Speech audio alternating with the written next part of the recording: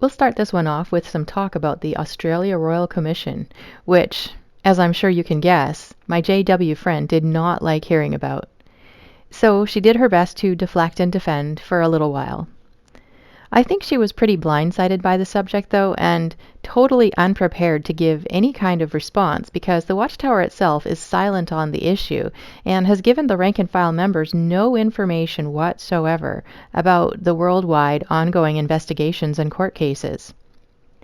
When she couldn't effectively defend the Watchtower, she went on the offensive against Christian churches with more broad brush attempts. I was not at all uncomfortable with her accusations because I have nothing to defend, though she did her best to try and make it seem like I should. But I can see why she felt the need to go there because, as they say, the best defense is a good offense. So, A for effort on her part. Have you ever looked into the Australia Royal Commission? The Australia what? Royal Commission? I don't know why I would. Oh, well, it was an investigation that that they did in Australia of a number of different organizations, like you're talking about, like the Catholics and several different types of groups, and also the Jehovah's Witnesses. And it was a very long, extensive investigation, and so it was bipartisan. I used the wrong word here. I think I meant to say unbiased or something like that. I just wanted to make it clear to her that the Australian government wasn't specifically trying to go after the Watchtower, but was investigating a variety of different groups. Sometimes when you bring up these sorts of issues with JWs, they tend towards the martyr complex, and I wanted to avoid that with my friend if possible. They weren't going after anyone. They were just investigating specifically the child sex abuse that was going on in these organizations, and specifically. Oh yeah, I've heard about that. Okay, one, yeah. And specifically how each organization was handling it. I heard about that. Yeah. Okay. I didn't know what it was called, but yeah. Yeah, it's it's all on the Australia government website. They have all the information. They actually even have one of your governing body guys had to testify at it. And that's all in video there too. You can see it. They found that of all the organizations that they examined, the Watchtower was by far the worst for reporting. In fact, they were harboring pedophiles. Over 1,000 congregations were harboring pedophiles and would not report anything. Yeah, and that proved untrue. That proved untrue. Nope. That report is still kicking around. Oh no, it's still there. All the details are there. Mm-hmm. It's not disproven. That's still true. They've had to face consequences for that. No. And they weren't the only ones. I mean, the other organizations had many problems as well. I'm not saying, that it was just them, but they found that what they had was that two-witness rule, and they were using it, actually abusing it in order to protect the pedophiles. Oh, see, that's that same case that I saw before, too. That same issue has been in different courts, and it's been misinterpreted and unproved. Oh no, all the details are right there. You can look at the official reports there. It's not a bunch of different court cases or something. It's all heavily investigated. But it has been taken to court and unproved. No. So that's just a report that people make. Oh no. I'm talking about court cases. Yeah, no, this was in Australia. It was a big government organization that was like a separate group that was just there to investigate these places and find out. Yeah, that was people reported, yeah, but no, as I say, legally it's been proven that witnesses have a good reputation in court. Oh, that's not what I'm seeing at all, actually. In court cases, you're referring not to a court case, you see. Oh yeah, I'm referring to court cases. Right, and that's a different thing, right? Because there's court cases. There's several in Canada right now. There's some in the States, some in Europe. Those are different. Those are each individual cases. There's no pedophile cases against Jehovah's Witnesses. Oh, there's many. You can actually go to court records and look them up. Yeah, they're there. I mean, you guys are sinful people like everyone else, right? They're open cases that haven't been tried? No, not that I know of. Oh, there's one back in Ontario right now it's a huge case that's still ongoing. Well, I don't know about it.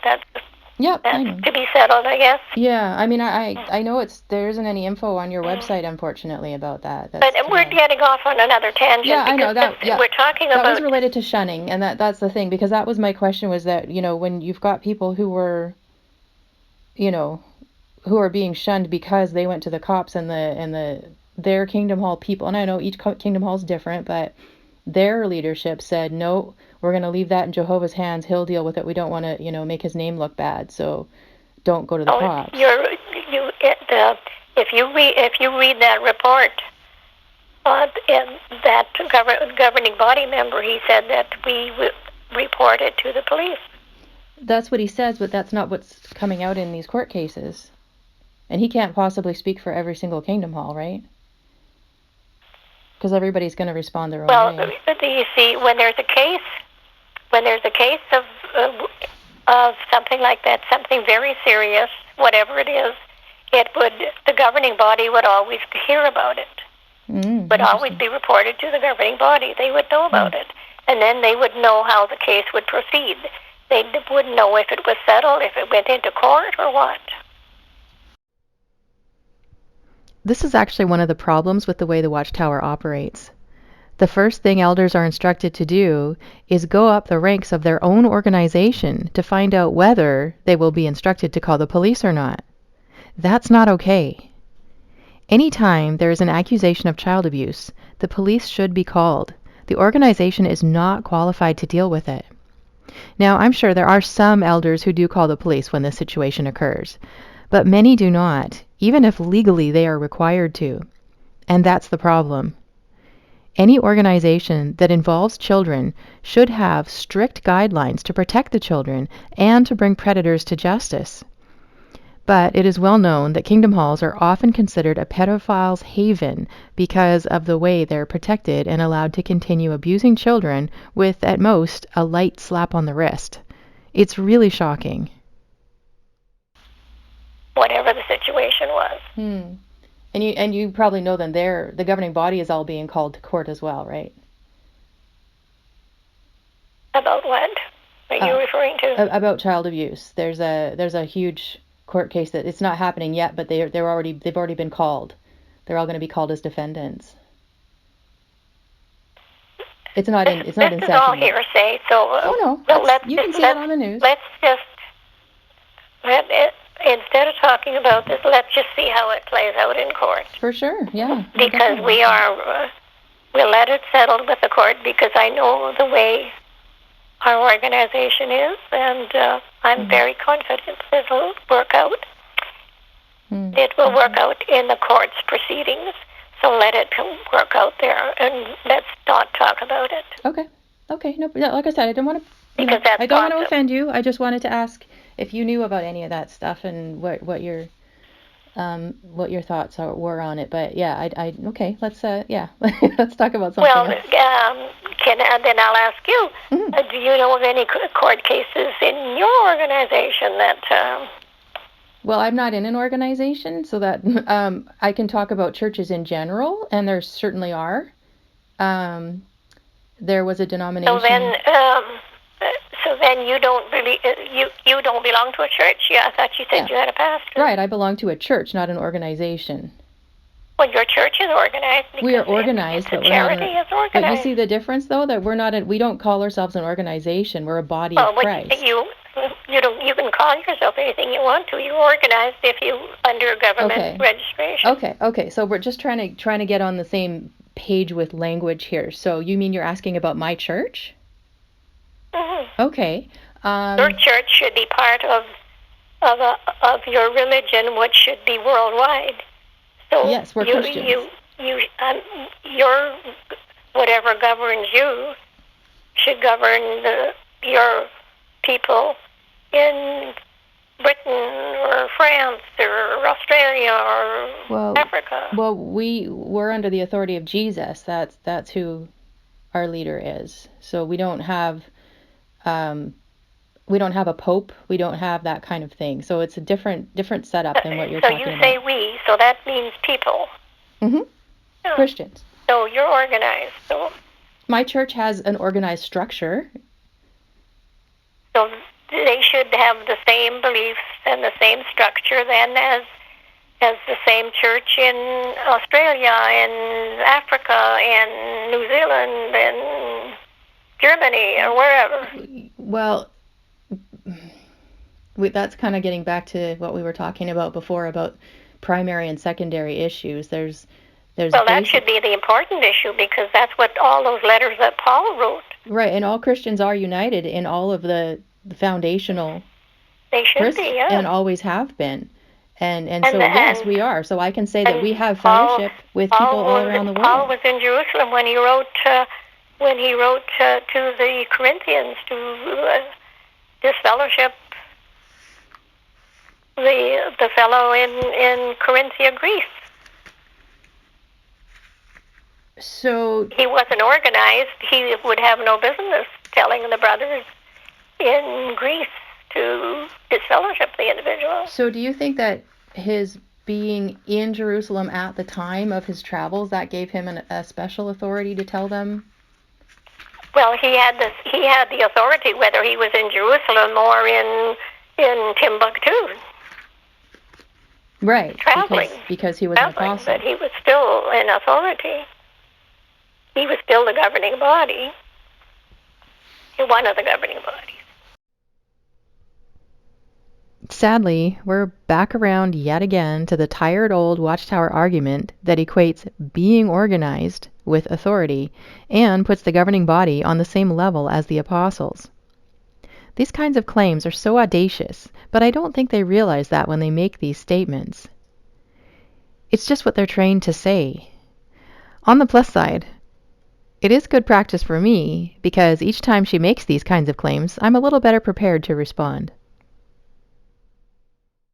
But they don't use that word in the Bible anyway. Well, what's a governing body? A governing body indicates structure. Well, always indicating structure. But they don't use the term. But he traveled. Right. So the governing body traveled, and but Paul had a special, still called governing body. But Paul had a special authority granted to him by Jesus, right?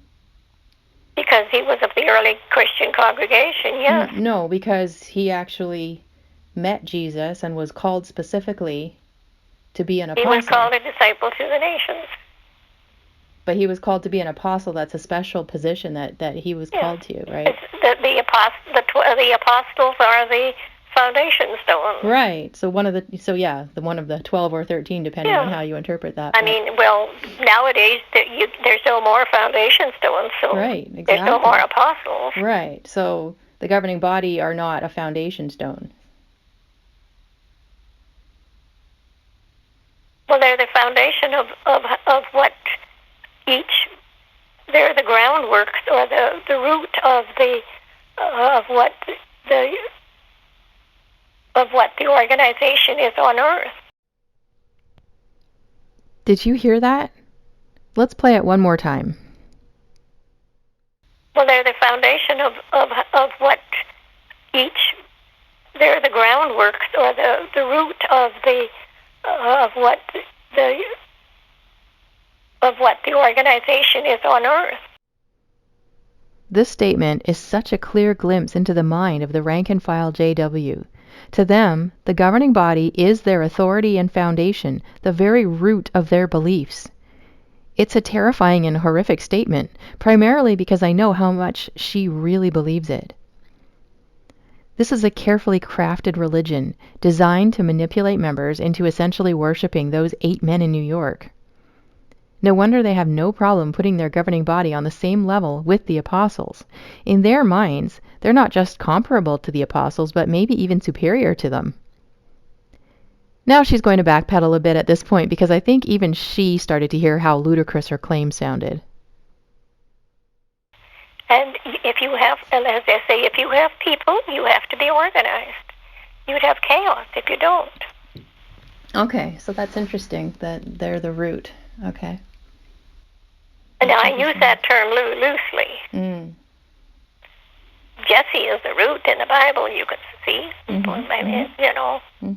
That's, but that's the basis. Okay, interesting. And there is in your organization too. If you, although they're probably not called that, but there is there is structure. There has to be structure. Of course we have structure. I've said that.